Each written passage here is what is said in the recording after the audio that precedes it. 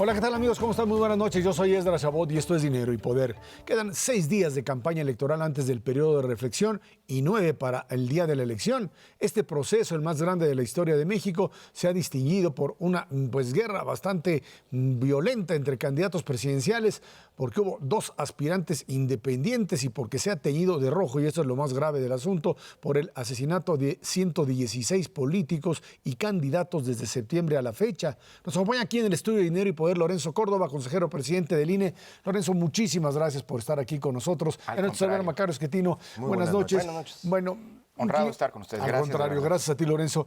Un clima de violencia que entendemos pues es una combinación de la violencia que hay en el país y la disputa por territorios, en algo que pues no es una responsabilidad del INE, por supuesto, pero es una condicionante para un proceso electoral. No, sin duda. Creo que lo dices bien, Ezra. El contexto de violencia no es un contexto que es detonado por las elecciones. Es un contexto que existía ya, en el cual las elecciones se insertan. Y las elecciones, el proceso en su conjunto, pues se ha visto aquejado como cualquier otro ámbito de la vida social por ese contexto de violencia. Déjame decirlo así, tenemos hasta la fecha 23 candidatos o precandidatos asesinados, casi todos, salvo uno, candidatos a cargos locales. No están concentrados en una zona del país, lo cual habla, digamos, de que el fenómeno de la violencia es un fenómeno, pues digamos, que encontramos, que no está lamentablemente concentrado en un único espacio, sino que no es un fenómeno, pues digamos, muy amplio. Pero eso no es, digamos, no es justificación de nada. Bastaría un solo político asesinado para que habláramos de una situación inaceptable en un contexto democrático. Afortunadamente, ese contexto de violencia que ya estaba, no se ha volcado o no se ha, digamos, dirigido a impedir la elección. Nosotros llevamos prácticamente 80 días de un trabajo de campo a lo largo y ancho del país. Tenemos 45,000 gentes haciendo el trabajo de capacitación de quienes van a ser funcionarios de casilla y no hemos tenido, digamos así, ningún caso de una irrupción violenta en la organización de las elecciones. Es decir, la inseguridad, si bien está presente y ha habido algunos robos y demás, no ha habido o no ha sido un impedimento para que la elección avance sorprendentemente bien. Estamos encontrando una reacción de la ciudadanía, que también es otro de los posibles efectos de la violencia, es decir, ahuyentar, digamos, del proceso democrático, el proceso electoral a las y los ciudadanos. Eso no lo estamos viendo y son buenas noticias. Lo que sí es inaceptable es, digámoslo así, que en un contexto que sea una de las características de esta elección, pues el hecho de que hay una violencia latente presente pues, en el país, ¿no? Que no es responsabilidad nuestra. No. O sea, eso creo que también afortunadamente ha logrado, digámoslo así, cuajar en el imaginario colectivo. La responsabilidad de la seguridad es de las instancias de seguridad, no de las autoridades electorales. Y con las instancias de seguridad tenemos una comunicación muy fluida. De cara a la jornada electoral, nos preocupa los días que vienen. Hemos logrado construir, por un lado, digámoslo así, una presencia de fuerza pública en los lugares donde sea necesario, digamos, en una lógica inhibitoria, y un protocolo de reacción inmediata durante la jornada electoral para que las instancias responsables de la paz pública y la seguridad generen ese contexto que es indispensable para que la elección llegue a buen puerto. En esos 2 elementos que ha estado planteando en los últimos días, las últimas horas, uno tiene que ver con la presentación de los documentos, los planteo tú y el Consejo General del INE, los documentos de gastos de los candidatos, donde parece que les importa un comino el tema de los gastos. Están convencidos de que, bueno, pues ya luego presentarán. Creo que el único que está más o menos al corriente es José Antonio Meade, por ahí algo Anaya, pero lo que son López Obrador y otros más, no han presentado nada. Pues, ¿qué les pasa? Hay una tendencia que ya vimos en las elecciones pasadas, es decir, una tendencia generalizada de reportar a destiempo, pagando las sanciones o las multas que ello supondrá, pero acortando con esto la capacidad de auditoría de la propia autoridad electoral. Un dato, en las elecciones de 2017, las del año pasado, el 40% de los reportes de ingreso y gasto, que tiene que ser en tiempo real, se entregó al INE 10 días antes de que el Consejo General conociera los dictámenes de gasto de campaña. Es muy probable que esto ocurra, por eso hemos estado nosotros visibilizando este hecho, es decir, cada vez que hay una sesión de Consejo General, se presenta un informe de cómo va el reporte de ingresos y gastos, y además hemos generado alianzas con distintas organizaciones de la sociedad, digamos, que apuntan a la rendición de cuentas como una de sus prioridades, para que puedan explotar la pantalla de transparencia del sistema de fiscalización que todos los días se actualiza y puedan generarse un contexto de exigencia a los candidatos. Pero bueno, digamos que la fiscalización que será esta es la primera elección presidencial en la que el tema de la fiscalización con las nuevas reglas estará presente.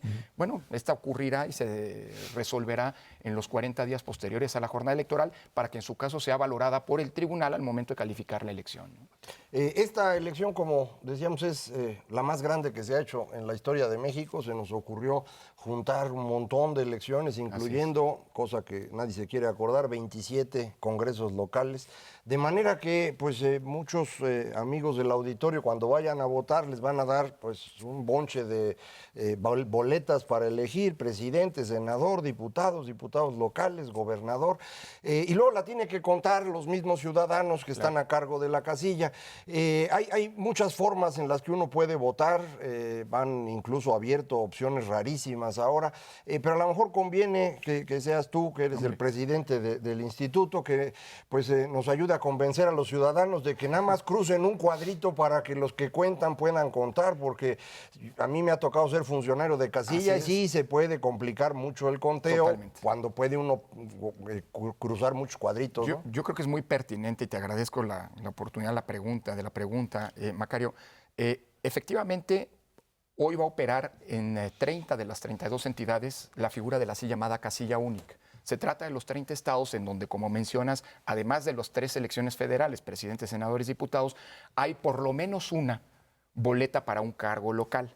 De hecho, en 9 estados, incluyendo la Ciudad de México, cuando vayamos a votar, recibiremos 6 boletas. Las 3 federales y las 3 locales para jefe de gobierno, diputados locales y alcaldes.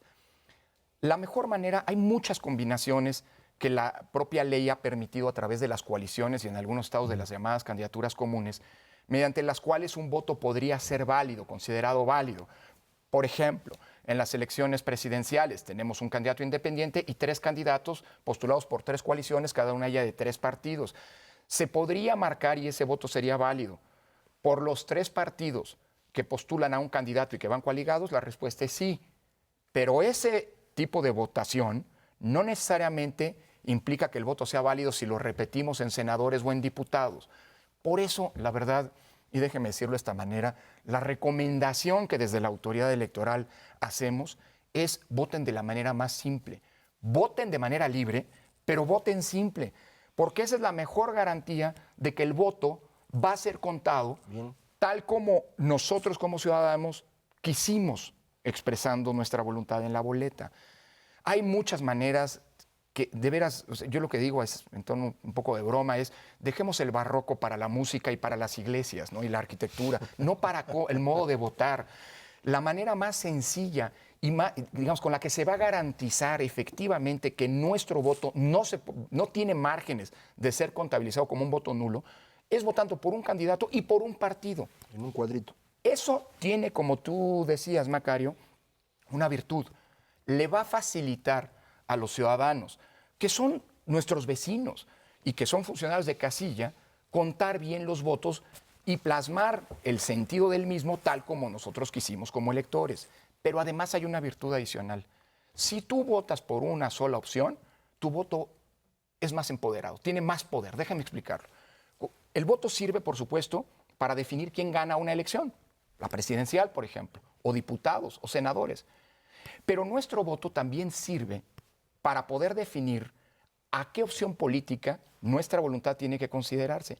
Y esto sirve en consecuencia para poder tener un impacto en el mantenimiento no del registro, en la cantidad de dinero que al distribuirse le corresponderá a ese partido, o en los spots de radio y televisión. Es decir, si tú votas por una sola opción, tu voto es pleno. Porque no quiere decir que si votas, por ejemplo, por los 3 partidos que van coaligados, ese voto sea inválido. Pero ya no eres tú, ciudadano, el que decide por cuál de los... Claro, valdrá por el candidato, pero no eres tú, ciudadano, el que decide por qué partido, porque esa distribución con base en la fórmula legal la va a hacer el INE. Entonces, en síntesis, el mejor consejo es votar por un candidato y por un partido. Es decir, escoger cuál y marcar esa opción nada más. Y como conseja, si no quieres seguir esta recomendación, pues entonces vota por aquellos recuadros en donde esté el mismo nombre. Si no te lo anulan. Si no, Jamás. el riesgo de que sea anulado el voto pues es muy alto. Lorenzo, a sabiendas de que es un proceso electoral increíblemente complicado, a sabiendas también de que hay una incertidumbre enorme respecto a este proceso en sí mismo, ¿estamos listos para que haya resultados inmediatamente? ¿Estamos listos para que no sucedan eventos como los que tuvimos en el pasado? Sí, absolutamente. Afortunadamente llegamos a este proceso electoral que tiene una enorme complejidad. Las reglas del 2014 son sumamente complejas, pero son practicables. O sea, llevamos 3 años haciendo elecciones con estas reglas y funcionan. Siempre las reglas se podrán mejorar, pero es un asunto que vendrá eventualmente después. Pero además porque tenemos además de esta experiencia inmediata, hay una experiencia acumulada a lo largo de 28 años de vida institucional. Nosotros heredamos, digamos así, la experiencia del IFE, las buenas prácticas y las cosas que hay que mejorar. Y lo que sabemos que es fundamental para garantizar la gobernabilidad democrática es que en la noche de la elección haya resultados, aunque sean preliminares. Respondiendo a tu pregunta, ¿habrá resultados la noche de la elección? Sí los va a haber. A través de 2 mecanismos fundamentales. El primero es el conteo rápido, que es una muestra estadística muy robusta, muy precisa. Nadie en el país, salvo el INE, tiene una capacidad para poder tener esa muestra con esa oportunidad alrededor de las 11 de la noche. Puede ser un poco antes, podría ser unos minutos después. Eso lo va a decidir el comité técnico, un conjunto de científicos de los más connotados del país, 4 científicos de la UNAM, 3 del ITAM, 2 de la UAM, que son los responsables de recibir los datos de las casillas que sean seleccionadas como parte de esta muestra, procesar esos datos y definir las tendencias de votación. Hacia las 11 el conteo rápido, los resultados del conteo rápido se harán del conocimiento público, sean cuales sean esos resultados, con la debida explicación si esto fuera necesario. Y paralelamente, desde las 8 de la noche del 1 de julio y hasta las 8 de la noche del lunes siguiente, es decir, del día 2 de julio, estará funcionando el programa de resultados electorales preliminares, el PREP. Un programa en donde, a diferencia del conteo rápido que da tendencias de votación, es decir, el conteo rápido lo que nos va a decir es la votación, la participación ciudadana estuvo entre el 70 y el 72%. El candidato A obtuvo entre el tanto y tanto por ciento, rangos de votación. El B entre tanto y tanto, el C entre tanto y el D entre tanto y tanto. El PREP, a diferencia del conteo rápido que da tendencias, el PREP no da tendencias, así que un buen consejo para los televidentes que nos ven y escuchan es cuando oigan que alguien está diciendo es que las tendencias del PREP, no le hagan caso porque está mintiendo. Si no hay tendencia del PREP. No, el PREP no da tendencias, sino datos agregados conforme los va recibiendo la autoridad electoral. Esos datos se van a tomar a partir de imágenes de cada una de las actas de presidentes, senadores y diputados, y el PREP va a ir, digamos, procesando esta información a lo largo de 24 horas. Creo que vale la pena señalar, y aprovecho tu pregunta, para decir que el PREP este año naturalmente va a ser más lento que los PREPs en años anteriores, en elecciones anteriores. Porque en las casillas los ciudadanos ya no solo cuentan 3 boletas, sino en muchos casos 6 boletas. El cómputo en la casilla va a ser más lento naturalmente. Y por eso la información que va a ir llegando al PREP va a fluir, va a llegar más tarde que en ocasiones anteriores. Sin embargo, hoy tenemos, gracias a la tecnología, mecanismos que van a hacer que cuando empiece a llegar la información, el flujo va a ser más rápido.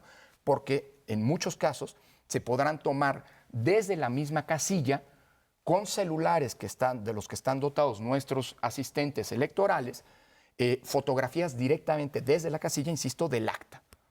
Cuando no pueda ocurrir esto, porque no hay conectividad o porque ya cerró la casilla antes de que llegara el asistente, bueno, pues eso ocurrirá como en el pasado. Menos del 2%, 3%. Así es. Esas actas serán escaneadas en los centros de acopio. Entonces, creo que es importante, y te agradezco la pregunta, distinguir estos 2 mecanismos. Esos son mecanismos de difusión de resultados preliminares. Los resultados definitivos empezarán a conocerse a partir del miércoles siguiente, cuando comenzarán los cómputos distritales. Esos son ya resultados, no solo oficiales, también lo son los del conteo rápido del PREP, porque los da el INE, pero definitivos, sino también definitivos, que son, pues bueno, la agregación de los votos a partir de las cuales se definirá ahí sí los ganadores. Rápidamente, ¿se tiene contemplado que hay funcionarios de casilla para todos? La respuesta de la ciudadanía ha sido verdaderamente sorprendente. Hace 3 meses, 4 meses, nuestra preocupación fundamental era que los ciudadanos jalaran con el INE, visto el descontento democrático de las instituciones. Hoy tenemos, a 9 días de la elección, ya capacitados a 1.350.000 del 1.400.000 que vamos a necesitar. Es decir, la ciudadanía se ha volcado. Lo que nos toca a todos los demás actores políticos e institucionales es estar a la altura de esa ciudadanía. Lorenzo Córdoba, consejero presidente del INE, muchísimas gracias por estar aquí. Al contrario, es un gusto estar con ustedes. Vámonos a una pausa. Esto es Dinero y Poder.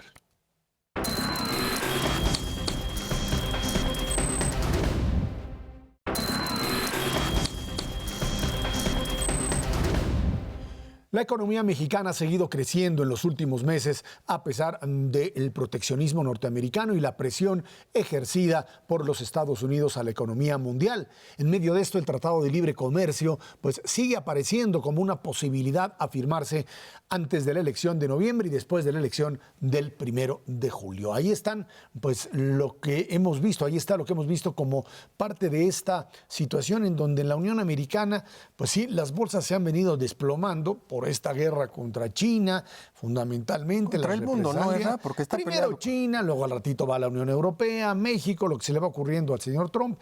Y en medio de esto, pues una economía mexicana fundamentalmente manufacturera también que crece pues con un dólar a 20, pues está fácil, puede poner, no los ha podido poner, pero puede hacer lo que quiera con sus barreras arancelarias. México seguirá exportando, aunque bueno, pues veremos todavía lo que sucede de aquí a que termine el año. Mira, los impactos son importantes. De hecho, el Fondo Monetario Internacional ya le tumbó medio punto de crecimiento al PIB mundial para el 2020, incluyendo casi también medio punto porcentual para abajo en sus previsiones de crecimiento de la economía norteamericana, precisamente derivado pues, de un menor crecimiento del comercio internacional, especialmente vinculado con los Estados Unidos, y desde luego todo lo que implica ese comercio en términos de crecimiento del producto y empleos a nivel internacional. A mí verdaderamente me parte de risa la investigación que está iniciando Wilbur Ross de que por qué está creciendo el precio del acero en los Estados Unidos. Verdaderamente se necesita ser un descarado para decir, pues es que el precio del acero está subiendo más de 10% cuando nada más le subimos el arancel 10%. Para empezar, se lo subió 25% al acero y 10% al aluminio. Y en segundo lugar, pues si cree que las empresas se van a quedar paraditas y nada más viendo qué es lo que sucede, pues no. La verdad es que muchas de las empresas, antes de que entre en operación este arancel, pues lo que hacen es adelantar su consumo, adelantar sus pedidos para asegurar un precio relativamente más bajo, y a la hora que lo hacen todos al mismo tiempo, pues el precio del acero se incrementa, y esto tiene repercusiones brutales en un sentido de cadena productiva en Estados Unidos, pero también en el mundo. Inclusive aquellas regiones o países que no tienen nivel en el entierro, de repente dicen, ¿quién le subió el precio al acero? Pues todo mundo al mismo tiempo. Es una verdadera barbaridad lo que está ocurriendo y va a tener repercusiones importantes en crecimiento en Estados Unidos y en el mundo entero. Hoy se avienta Wilbur Ross una muy buena que dice que él no es un proteccionista, que él está en favor del libre cambio, porque la idea es la siguiente. A ver, ahí les va. Dice, hay que hacer llorar al comercio para que se vuelva verdaderamente libre. Hay que meterle todas las barreras arancelarias posibles para que entonces todo el mundo diga, no, esto no funciona, y todos quiten todo.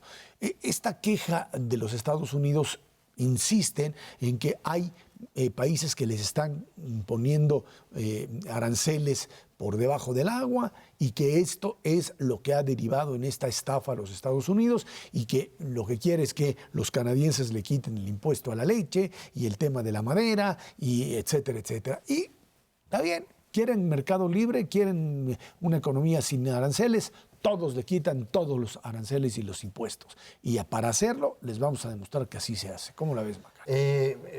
Yo creo que es un problema serio, porque esta idea de que voy a poner aranceles para que todo el mundo se dé cuenta que está mal, el problema es que va a generar precisamente que todo el mundo esté mal. y no va a dar tiempo después de andar bajando aranceles y demás. Sí, esto mismo ocurrió en los años 20 a nivel global.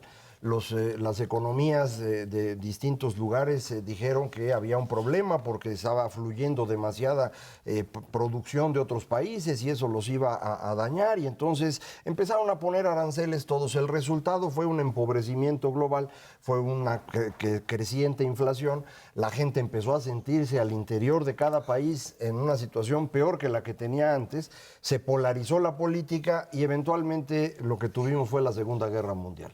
Entonces, esas no son buenas ideas. Eso, estar jugando con cerrar mercados porque eso va a ayudar, eventualmente te lleva a confrontaciones violentas, no únicamente a problemas económicos. Y yo creo que nos estamos moviendo en esa dinámica. A mí sí me preocupa mucho porque no es únicamente que le subí el arancel al acero o al aluminio. Suben el arancel, China contesta con lo mismo, y nosotros y la Unión Europea, y entonces Estados Unidos dice, bueno, ahora va 4 veces más, ahora van a ser 200,000 millones de dólares. Y pues China va a responder de la misma manera, y entonces empezamos a entrar en un proceso en el cual, insisto, al final lo que tenemos es empobrecimiento general, y con el empobrecimiento general empieza la violencia. Entonces, yo creo que esto es una pésima idea, pero así se ha estado moviendo. Para México no ha sido dañino en este momento porque pues el arancel al aluminio nos tiene sin cuidado, no vendíamos aluminio. Y el arancel al acero, bueno, pues importamos el doble de lo que pero sí nos pega porque el precio del aluminio a nivel mundial, crece, que nosotros sí importamos, nos pega. Sí, pero la devaluación del peso, por ejemplo, nos ha ayudado a tener mucha más exportación de bienes agropecuarios y de turismo de lo que teníamos antes. Es decir, en el neto México no está dentro de la guerra comercial, somos una especie de satélite a eso todavía, pero el daño general, que es al que se refiere Ernesto, efectivamente es el problema. Entonces, nuestra preocupación es cómo se está peleando Estados Unidos con las otras dos grandes economías mundiales, la Unión Europea por un lado y China por el otro. Ahora, déjame decirte una cosa, el argumento de Wilbur Ross se cae totalmente cuando se refiere al Tratado de Libre Comercio. Si ya tenemos arancel cero, ¿para qué le mueves? ¿para qué le mueves, compadre? Y lo tenemos desde hace 25 años en prácticamente todos los sectores de actividad. ¿A qué se refiere específicamente? A que los canadienses lo están engañando, le están cobrando el impuesto a la leche y ellos a la madera. Estamos vendiendo cosas que no hacemos aquí, así por eso tiene que tener... Así es parte de esa discusión. Bueno, tonterías también que estás hablando de productos mínimos que incluso en el TPP, como estaba originalmente planteado, se reducía y se resolvía, pero se salieron los señores del mismo. Ahora, para la economía mexicana esto se han planteado estos crecimientos importantes en este último trimestre. Mira, sigue contribuyendo de manera fundamental en el primer trimestre del año el crecimiento del consumo privado. Veíamos las cifras ayer y el 75% del crecimiento del PIB lo explica precisamente el consumo privado. Aproximadamente un 15% las exportaciones, que traen una buena dinámica de crecimiento, cercana al 10-12%, y curiosamente la inversión privada, que también aporta otro 10-15% con un buen comportamiento en el primer trimestre. Hay que ver si se sostiene esto hacia adelante. La verdad es que sigue siendo una tasa de crecimiento del PIB relativamente estable, insuficiente para lo que requiere este país, pero vamos, estable, cerquita de lo que le encanta a Macario, el 2%, y sin duda alguna promovida por un consumo privado que sí se desaceleró fuertemente respecto a lo que observamos especialmente en el primer semestre del 2017, pero que empieza otra vez a tomar un buen momentum por la baja inflación que hemos tenido durante los primeros 5 meses de este 2018. Y ahí, precisamente, en este gran consumo de la población es donde está el problema de la economía mexicana. Mucha gente dice que no podemos crecer más. Pues no, mano, si se lo comen todo, ¿cómo quieres crecer? Es decir, si 75% del Producto Interno Bruto nos lo comemos mes a mes, pues entonces no queda dinero para poder invertir. Si tú quieres invertir, tienes que ahorrar más, y para ahorrar más tienes que consumir menos. Ese fue el gran modelo de los asiáticos, Japón, luego Corea, luego China. Lo que hicieron fue pues reducir el consumo de la población. El caso de Japón, porque al término de la Segunda Guerra Mundial los convenció el emperador y dijo, dejen de comer una generación entera, y dejaron de comer. Los coreanos y los chinos, porque tenían sistemas autoritarios. Corea ya no lo tiene, China lo sigue teniendo. Y entonces los obligaron a dejar de consumir y por eso podían tener tanto dinero para invertir. Nosotros en México no tenemos dinero suficiente para invertir porque nos lo comemos. 23% del PIB es nuestro ahorro global. Y con eso no alcanza. Necesita 30. Pero para hacer eso, ¿qué se tiene que hacer? Pues cobrarle más impuestos a la población, poner tasas de interés más altas y a través de los bancos jalar ese dinero, como le hacen los chinos. Pues sí, fortalecer las afores. Pero la población se enoja. Y entonces empieza a votar por otro que le dice, no, yo sí te voy a dar harta lana y becas y subsidios y demás. No te voy a cobrar entonces, impuestos. un poco para que quede claro por qué a México y América Latina en general le cuesta tanto trabajo crecer, pues porque nos encanta comernos todo a la primera oportunidad, eso es todo. No, y invertir, la verdad es que tenemos tasas de inversión en el país, que es la contraparte del ahorro, pues son increíblemente bajas. Pues si no hay Estamos en 16, 17% del Bueno, PIB. para eso requerirías una inversión extranjera, por ejemplo. Con todo y la inversión extranjera que te pudiese garantizar, pero para eso necesitas un sistema jurídico que les garantice que no va a Respeto haber a la ley, ningún tipo de respeto derechos a la ley, de propiedad. derechos de propiedad y, por supuesto, pues sí, un esquema de ganancias que te permita de alguna forma competir frente a lo que obtienen en otros lados, que has logrado avanzar. Hoy eres un mercado emergente mucho más atractivo que Brasil, que la India. Lo eres, Macario. Eso es lo que pasa con los neoliberales como tú, Ezra. Lo que necesitamos hacer es fortalecer el campo para tener autosuficiencia Ya se está alimentaria, montando, construir. Macario. Pues es que eso es lo que modelo. está vendiendo el señor y le están comprando. Es decir, yo coincido contigo, efectivamente ese era el camino que México había elegido. Vamos a convertirnos en una economía global. Hemos sido exitosísimos en eso, el país emergente más exitoso. Pero todo eso se acaba dentro de 9 días, Ezra. Así que, pues... No, yo creo que no. Yo creo que institucionalmente hay mucha fortaleza en este país para seguir por un rumbo importante en términos de crecimiento exportador. Hemos sido exitosísimos, seguimos siendo exitosos todavía frente pues, a la zanahoria que está como presidente del otro lado. Y a pesar de esto, bueno, amenaza siempre va a haber, eso está bastante claro. Veremos hasta dónde estira la liga, porque no, gratis no va a ser. No, ahora, lo que aquí sí queda claro en este modelo exportador es que la región de América del Norte sigue siendo una región competitiva, una región Todavía. que tiene capacidad todavía de subsistir y que pues podría superar todavía estas dificultades que las tienen todas las regiones y que, bueno, pues en los Estados Unidos podría darse un cambio importante. Creo que la gran apuesta ahora en los Estados Unidos es el mes de noviembre, en donde sí puede haber un vuelco político. Vámonos a una pausa y de regreso vamos a platicar precisamente de estos abusos generados en la población mexicana o población centroamericana fundamentalmente, que pues ha sido víctima de otra de estas locuras de estos grupos que han rebasado los límites que se pueden realmente tener en una democracia en cualquier lugar del mundo y más en los Estados Unidos. Esto es Dinero y Poder.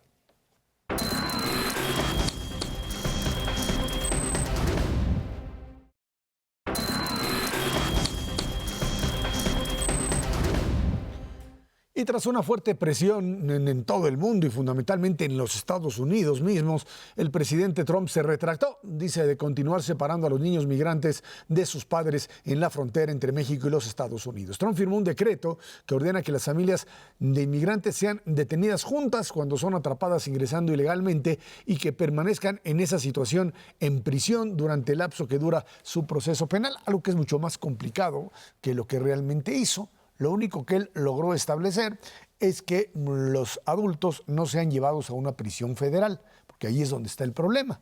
Los niños no pueden ser llevados a prisiones federales por ley y entonces pues lo que hizo es decir que pueden ser llevados a otra prisión.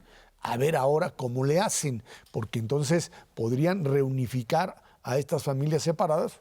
Podrían, hay que ver porque es todo un desorden la forma en la que le quitaron los niños a los padres y a ver cómo los llevan a estos nuevos lugares que parecería serían unos campos militares en donde podrían ser ingresados padres e hijos en algo que está convirtiendo a la sociedad norteamericana en una sociedad que no no cree, no está pudiendo absorber un impacto de esta naturaleza, de ver campos de detención, por no llamarlos de concentración, Llámalos de concentración, Esra. de niños y padres detenidos por haber ingresado ilegalmente, lo que anteriormente era una falta y hoy se convierte en un acto criminal, además aderezado por esta idea hecha por Trump y sus gentes, su propio fiscal, en donde el hombre sigue insistiendo en que se trata de pues personajes que están vinculados al crimen organizado,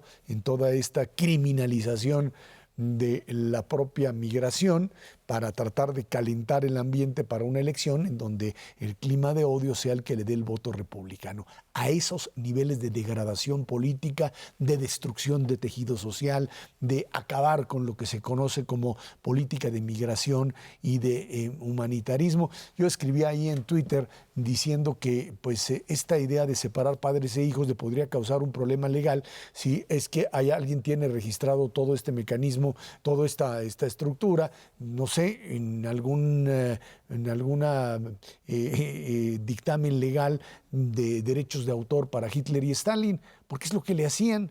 O sea, utilizar a los niños como un mecanismo de presión política es propio de dictaduras, no de democracias. El problema es bastante complejo. Creo que el argumento que han estado utilizando los defensores de Trump y Trump mismo es que esto es una ley que viene de mucho antes, que el problema que tienes es que un inmigrante, incluso alguien que pide asilo, debe decidir esto en un juicio. Y mientras va al juicio puede ser detenido. Y si es detenido, no puedes detener niños porque eso sería ilegal. Y en consecuencia, pues lo están deteniendo y tienen que separar a los niños. Ese es el argumento. ¿Qué es lo que hizo ahora que todo el mundo dijo que esto, como tú acabas de decir, pues es algo que no respeta los derechos humanos elementales, en particular de los niños? Es firmar una orden en donde los pueden mantener juntos, pero no pueden detener a niños por más de 20 días, así sea de cualquier manera. Lo cual significa que lo que firmó no resuelve el problema, sino simplemente le da 20 días de plazo. Esto es muy importante porque la Suprema Corte de Justicia en Estados Unidos ha certificado que no pueden estar detenidos por más de 20 días en las condiciones que sea. Así que el problema es mayor. Ahora es un problema de 20 días, a ver si con esto se le olvida a todo mundo y luego lo vuelve a hacer otra vez. Hay que acordarse, el señor Donald Trump tiene un único objetivo en la vida y es que todos reconozcamos que él es el mejor ser humano que ha existido. Para lograrlo, está buscando el Premio Nobel de la Paz con sus negociaciones con Corea y le es imprescindible reelegirse. Y para reelegirse, lo primero que tiene que ocurrir es que gane en noviembre la elección intermedia y no la va a ganar. Entonces, para tratar de ganarla, está pues, tratando de que el grupo que lo apoya sea lo más grande posible. Hay un 30% de los estadounidenses que sí son racistas y que sí odian a los que somos de color un poco más oscuro y quieren cerrar la frontera, y cree Trump que ese grupo puede crecer todavía más y va a crecer más polarizando, y eso es lo que está haciendo. Entonces, en esa lógica hay que entender lo que hace. Esto es una muestra muy clara de alguien que no tiene pues, la menor decencia, porque en aras de ganar políticamente es capaz de explotar a los niños como tú Pero dices. el tema además es que legalmente no existía esta Nunca había disposición. ocurrido, No. nunca había ocurrido. No. Hay un resquicio legal Claro, donde que lo- puede, que- ¿qué es lo que ha hecho él? Sí. Pero ¿dónde está la demagogia del propio Trump diciendo originalmente que es un problema de los demócratas porque pues ellos le aceptan el proyecto de migración que implica darle 25,000 millones de dólares para su maldito cambio el muro? muro por el niño. Por el niño, Sí. exactamente. Una Y cosa que de bueno, es horror. que es problema de ellos. Y bueno, finalmente dice que él no puede hacer nada, que él no tiene atribuciones. Y al día siguiente dice que sí tiene atribuciones, que sí lo puede hacer, pero que, por supuesto, esto está ligado a que le terminen aceptando esto. O sea, su famoso proyecto migratorio. Los republicanos, por lo menos todo el sector moderado, sabe que esto es un suicidio, Ernesto. Es un suicidio político para aquellos que deja a los moderados, figuras como Ted Cruz, que son verdaderamente así del mundo de encuentro social aquí, ¿no? Más o menos, ahí se Más o van. menos. Más o menos. Y bueno, ahora el señor dice, por favor, no estén haciendo eso, porque van a hacer que Texas, que es el estado conservador, Se vuelva demócrata. se vuelva demócrata en estas condiciones. Están a punto de lograrlo. La verdad es que yo no había visto una respuesta tan unánime en Estados Unidos y fuera de Estados Unidos de prácticamente pues, todos los líderes a nivel internacional, de todos los organismos protectores de derechos humanos, etcétera, en contra de Donald Trump. Ha logrado unificar a todo el mundo y sobre todo yo creo que ya se dio un paso. Un paso es reconocer que sí es una persona narcisista y lo viene diciendo mucha gente desde que tomó posesión como presidente de Estados Unidos y sí es un populista y diferentes cosas. Pero ponerle el nombre correcto, que se llama fascista, no lo había logrado y ya lo logró. Este tipo de políticas son fascistas y así se están reconociendo al interior de Estados Unidos por muchas fuerzas políticas, inclusive por los propios republicanos, y le va a costar enormemente en la próxima elección de noviembre. Se perfila una derrota enorme para los republicanos en sus propias elecciones. De por sí han ido acumulando victorias los demócratas un poco sin esfuerzo. La verdad es que no le han echado muchas ganas tampoco para poner a los mejores candidatos en cada una de las elecciones, digamos, no generales, extraordinarias, y han ganado prácticamente todas en el transcurso del último año. Lo que viene sí puede ser una debacle tremenda. Esta gota que derrama el vaso, inclusive pues, en contra de Naciones Unidas y de la Comisión Internacional de Derechos Humanos, es verdaderamente pues, una tontería, una más, diría yo, que acumula precisamente en definirlo exactamente como lo que es, populista, pero también fascista. A mí me parece que esto es un paso más de lo que hemos estado viendo de este deterioro general de la política a nivel global, porque nos fijamos en Donald Trump, porque está aquí juntito, porque los medios finalmente se acercaron y les tomaron fotos y empezaron a presionar. Esto es bien importante que lo ubiquemos. Si los medios no van y empiezan a filmar y lo ponen, pues nadie se da cuenta. Entonces, para que lo vayamos pensando también aquí, necesitamos que en los próximos años en México mantengamos esta presencia muy marcada de personas que están vigilando lo que hace el gobierno, porque si uno no vigila al gobierno, el gobierno tarde o temprano abusa de los demás. Esto pasa en todas partes del mundo. Está ocurriendo también en Europa central, digámoslo así. Es decir, del centro de Europa, la mitad oriental de Alemania, toda Austria, el norte de Italia, están creciendo los ánimos entre nacionalistas y racistas que van bloqueando la migración. Los italianos tomaron la decisión de que ahora ya no van a dejar llegar ningún barco, con el argumento, que también tiene parte de verdad, de que pues, hay personas que trafican con seres humanos y algunos incluso se escudan en organizaciones de derechos humanos que resulta que no son tan de derechos humanos. Entonces, pues entramos en un terreno pantanoso en donde hay que cuidar de un lado el Estado de Derecho interno de cada nación y del otro lado los derechos de las personas. Administrar esto no es sencillo, pero digo, en el caso de Trump es evidente que ese no es el caso, pero creo que es un fenómeno que vamos a tener que estar viendo los próximos años, no es una cosa trivial. Pero además, en el caso de México y Estados Unidos, hay que recordar que la mayoría de estos niños detenidos no son mexicanos. No, son centroamericanos. Son centroamericanos, un 1% son de mexicanos. Pero el otro tema decía, es que hay que hacer esto, dice Trump, porque se nos puede colar un terrorista proveniente de Estados Unidos. Los terroristas que han llegado a los Estados Unidos no han llegado por la frontera de México. Ni se llevan a sus hijos. No, exactamente, ni los utilizan. El tema de la Mara Salvatrucha o del MS-13 como tal es un problema cierto derivado, pero de la conexión que existe también del otro lado. O sea, el tema del otro lado, de los que lo protegen del otro lado, de los que finalmente llevan la droga del otro lado, ese tema no lo tocan, como si no existiese la red dentro de los Estados Unidos que sigue a los mismos cárteles mexicanos de la droga y los conecta con las autoridades locales.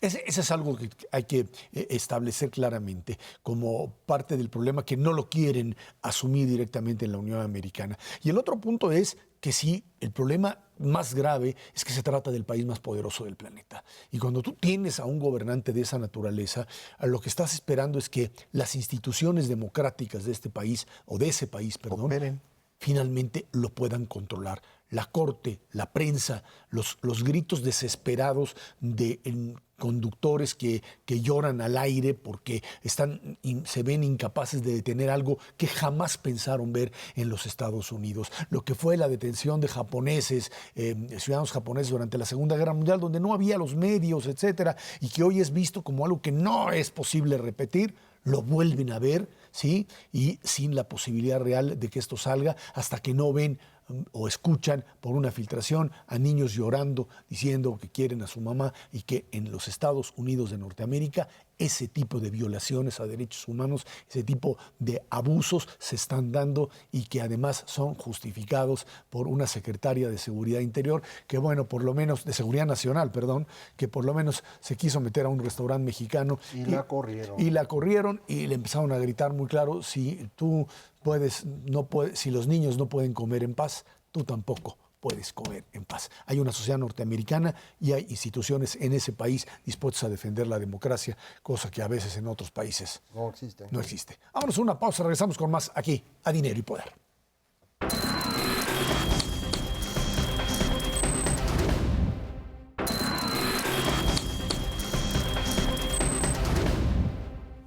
La guerra por el segundo lugar en las preferencias electorales para la presidencia de la República entre José Antonio Meade y Ricardo Anaya ha tenido un solo beneficiario. Todas las encuestas publicadas coinciden en que el candidato de la coalición Juntos Haremos Historia, Andrés Manuel López Obrador, va a la cabeza. Y bueno, ahí los promedios son de todo tipo, desde los que dan 50%, otros 40, 30, pero en todo caso, pues el priista y el panista, pues siguen bastante atrás de Andrés Manuel López Obrador. Algo que nos dice claramente que pues, hay varios factores que creo que aquí están presentes. Por un lado, un candidato como López Obrador, que aprendió de los errores del pasado, cosa que muchos pensábamos no iba a finalmente hacerlo, no cometió los errores del 2006 ni del 2012. Un panismo que terminó dividiéndose. Suponíamos que Ricardo Anaya, pues independientemente de los golpes dados y que se había afianzado en el poder, más la alianza con el PRD y Movimiento Ciudadano, podía generar un impacto que pudiese hacerlo competir, y un José Antonio Meade, que se lanzaba como candidato no priista, no afiliado directamente al PRI, y que bueno, pues finalmente tampoco tuvo el apoyo ciudadano, o por lo menos no aparece al nivel de lo que tiene hoy Andrés Manuel López Obrador, y una base priista que se ha reducido significativamente, ¿no? Sí, yo tendría una interpretación un poco diferente de lo que acabas de comentar. Creo que López Obrador no se equivoca porque nunca juega bajo presión, y eso es lo que le impidió equivocarse. López Obrador tiene dificultades para controlar su carácter, lo vimos en los debates. Si hubiera tenido una presión de ese tipo en encuestas como la tuvo en 2006, y peor en el caso de 2012, sin duda habría cometido los errores. Pero alguien cometió errores. No hubo presión, y esta presión no existe, en buena medida por la manera como arranca la campaña la coalición. Creo que eventualmente tendremos que hacer una evaluación con toda justicia del daño que causó Felipe Calderón a su partido al insistir en mantener el control él de Acción Nacional, y al no lograrlo, sacar a Margarita para jugar por fuera. Esos 5 puntos, 6 puntos que tenía Margarita al inicio de la campaña, es la diferencia entre una Anaya que hubiera arrancado prácticamente en primer lugar y alguien que arrancó en un segundo, en una segunda posición, y se convirtió entonces en blanco de la campaña del PRI. El PRI actúa de una manera facciosa, tanto en el uso de la Procuraduría como en el uso de la presión sobre medios de comunicación. Ya ahorita debería ser bastante obvio que Anaya no pudo estar en medios de comunicación jamás, porque eso fue una instrucción directa del que financia los medios, que es el presidente.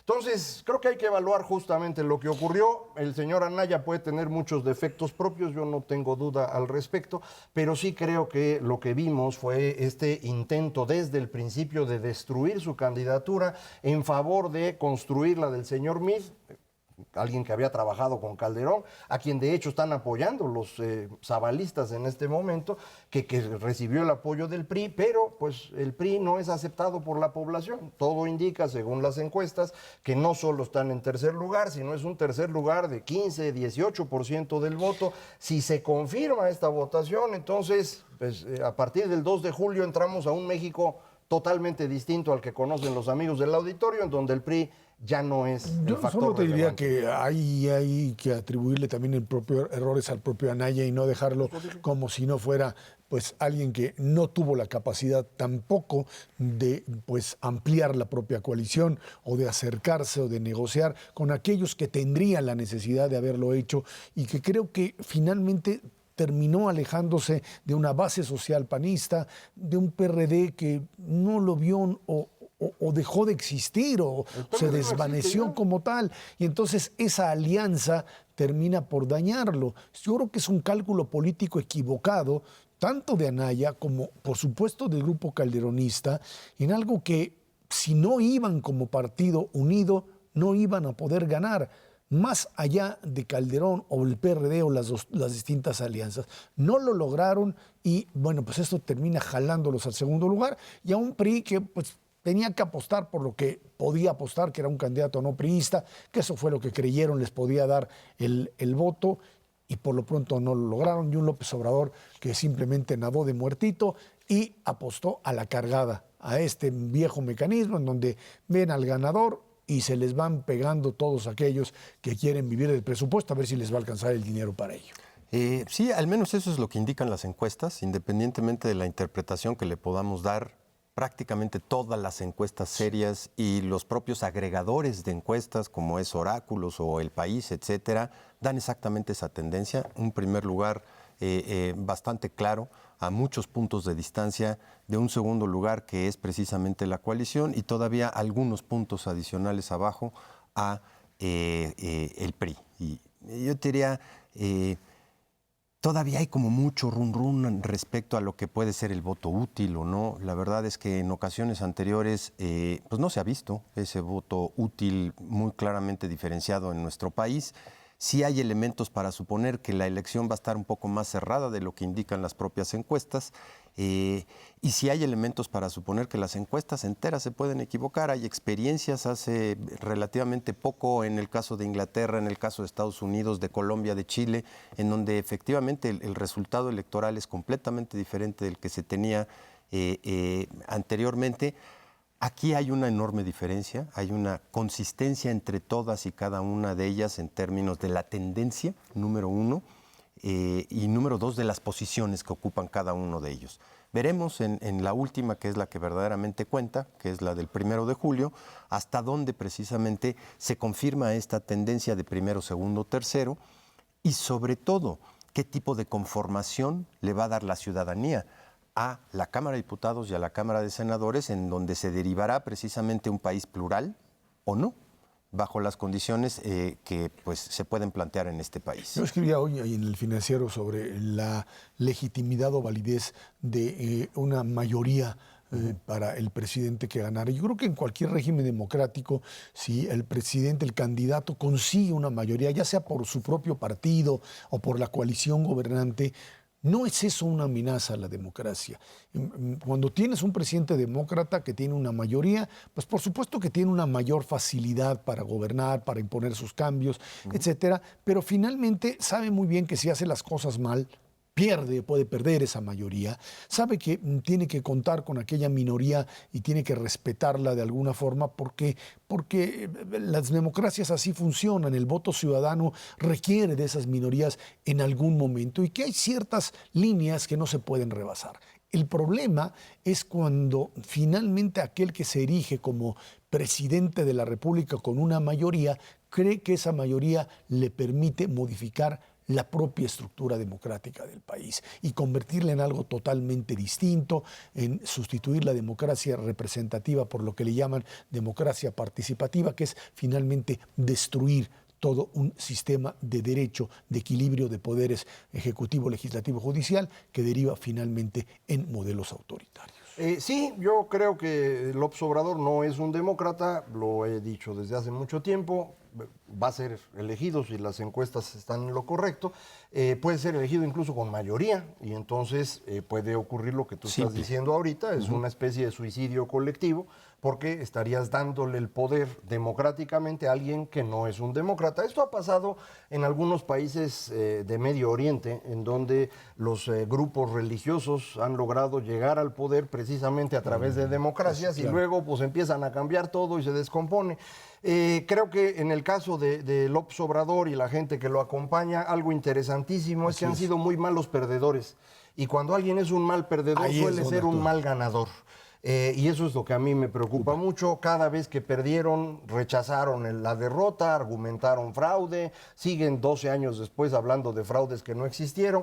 Ahora que ganen, si esto efectivamente ocurre, pues creo que actuarán igual de mal y creo que pues tratarán de abusar del poder que se les está otorgando y es una preocupación que tenemos. Entonces creo que pues es muy importante que la ciudadanía trate de evitar esos excesos del poder y por eso mi insistencia en defender lo primero que creo que es más importante, el derecho a expresarnos y a pensar de manera distinta. Vamos a ver cuánto tiempo aguantamos. Y hay que defender también la parte institucional desde la sociedad civil. Hay muchísimas instituciones en este país que nos han costado sangre, sudor y lágrimas para que sean autónomas, independientes en su funcionamiento, desde el Banco de México, el propio Instituto Nacional Electoral, el propio INEGI, la Comisión Federal de Competencia, el IFETEL, la Comisión Nacional de Hidrocarburos, la Comisión Nacional de Derechos Humanos, la Suprema Corte de Justicia y el Congreso, precisamente para acotar democráticamente hasta dónde se puede llegar en un contexto de esta naturaleza. Y creo que bueno, ahí está la gran apuesta finalmente de una ciudadanía